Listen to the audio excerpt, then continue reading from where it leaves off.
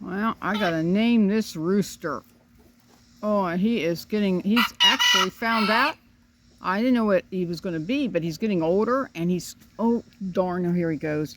He is a splash. He is an Easter egger splash. I mean, gosh, he turned out pretty good. Well, now he disappeared on me. Who's left? Oh, we got, thing one?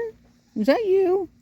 It looks like thing one. Yeah, thing one has the big curl on her head. Well, she's underneath me here somewhere. How you doing, huh?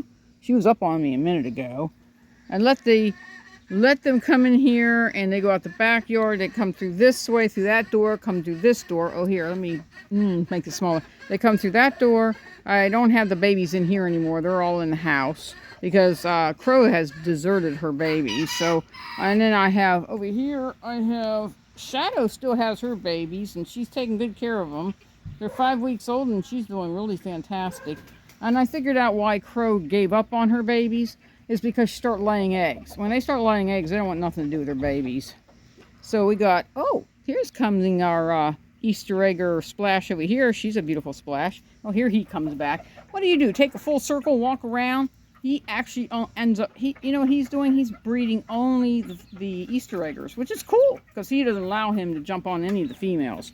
Oh, any of the white females, even the white Easter egger, those are his girls. And he gets mad. And he will literally chase them down and tell them no.